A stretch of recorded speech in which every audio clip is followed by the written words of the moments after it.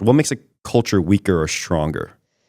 It depends on the point of history you're talking. These days, it's likely to be economic poverty that causes weakness, because the dominant cultural forces are likely to be the ones with the most spending and most buying power. So if you don't happen to have very much money at your disposal, or the members of your group are not wealthy, then that puts you in a position of relative weakness. But most of the time, it's just down to, more than anything else, down to numbers. If you're a small group, you're more vulnerable, and that's just the way it is. But what I see in many countries, in many places at the moment, is rather than saying, let's defend our way of life in the way that, I don't know, the Quakers did. They try to preserve their way of life. And it should be possible to do that in a free society. It should be allowed for them to do that.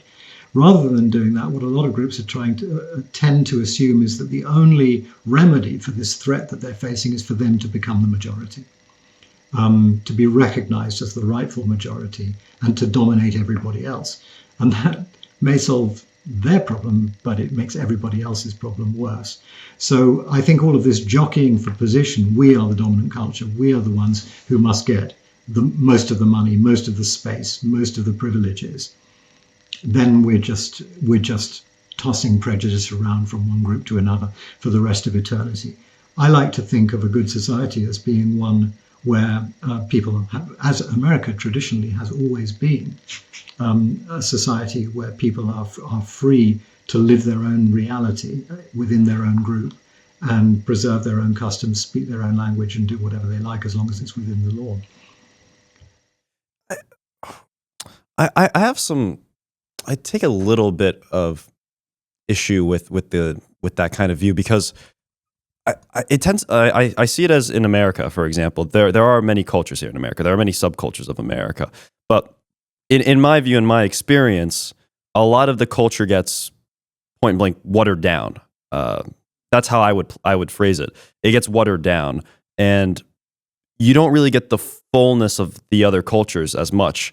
I'll give the example. I'm half Chinese on my mother's side, and I participate in a lot of Chinese cultural events here in the United States and in America. But there are a lot of events that are left behind in China for various reasons, that either because they're viewed as socially unacceptable by the greater populace, or they're viewed as sort of, I don't know, and I don't want to say anachronistic, but like it doesn't seem to fit in with the general cultural sphere of America, of the American psyche. A little bit of a cerebral way of putting it, and because of that, like certain aspects of foreign cultures get brought here, but then there is a lot that's left behind, and what's left behind or what's left and brought over ends up kind of creating this distorted result of a culture, an unfinished, incomplete view, I would say. Well, this is the great American social experiment. The nature of American society was to bring in people from all over the world, but to pursue a melting pot approach, whereby their cultures would become absorbed into a single composite culture. And that's absolutely fine as long as everybody buys into it. But there are other countries where a policy of multiculturalism has been pursued instead, which allows people to preserve and respect their differences and to form subcultures. So you pay your money and you take your choice. Which one works better? Which one suits you better? The melting pot has been very successful in the sense that there are, in the United States, for example, relatively few homegrown terrorists. In my country, in the United Kingdom, a great many of the terrorists that we've seen perpetrating attacks over the decades have been members of a subculture, and the system comes in for a lot of criticism as a result. If we'd made more of an effort to integrate them into UK society, to make sure that they speak English, to make sure they don't dress differently, to make sure that they don't pursue their own religion too fanatically, blah, blah, blah, then this wouldn't have happened. I don't think it's that simple at all. But both multiculturalism and the melting pot approach can be easily criticized. Nobody's yet come up with the perfect balance of the two. The fact of the matter is that people are always going to move and migrate from one country to another. And when they do that, then something has to happen to their native culture, especially if they intermarry. And it's a big question, which you and I probably won't be able to solve today. Well, I mean, this is not much of an argument against globalism, like what I'm about to bring up, than it is about rate of migration. I mean, some would argue you could have globalism, but then massive rates of immigration don't necessarily jive well with. I'm trying to pick my words carefully because I don't want to. It's a very hot topic, especially in Europe, and I don't want to come off or infer what I'm not trying to say. Whatever you say, you're going to be agreeing with about 50% of any of the population. So that's true. That's true. Yeah, that's true. But and it goes in with the whole of I guess integration versus multiculturalism as like these two ends of the spectrum, and then trying to find this kind of proper balance in between. There's an argument to be made that when you have a certain rate of immigration or a certain rate of people coming in from different cultures, you're able to more easily, like, maybe not even necessarily integrate, but make that brought over culture be able to live more successfully with the home culture. But when you have such large groups coming in at once, they're able to kind of metastasize within themselves and not necessarily.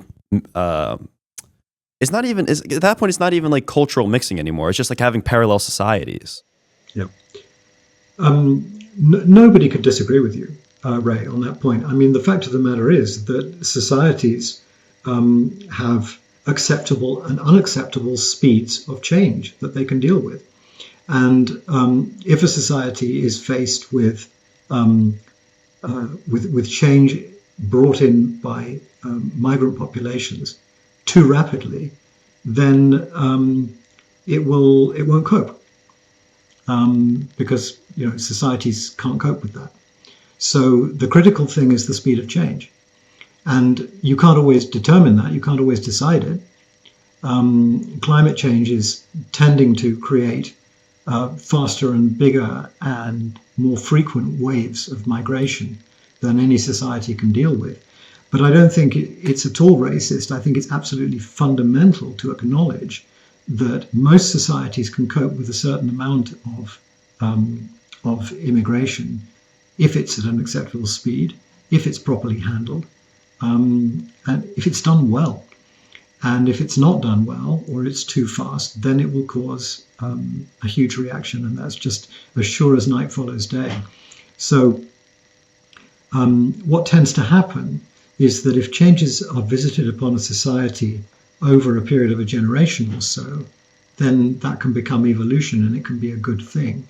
If it's anything less than a generation or so, then it is visited on the population as revolution, and it easily becomes violent. I mean, forget migration for a second. If you take the idea of female emancipation, my daughter's views are views which my mother could well understand and sympathize with and feel proud of that her granddaughter feels. But my grandmother would be absolutely horrified by it. And so that gives you a sense that one generation's change is palatable, but very much less than that becomes unpalatable. And it's not surprising that politicians of the more populist variety play around with words like invasion, because they know very well that can be what it feels like. Or rather, to the majority of people, they don't directly feel it, but that's how they imagine it. They do imagine it as an invasion, and you can understand why those words are so potent, because that's what it feels like to people. I think it's irresponsible because it doesn't solve the problem. It just raises the level of tension, which is the last thing that we want.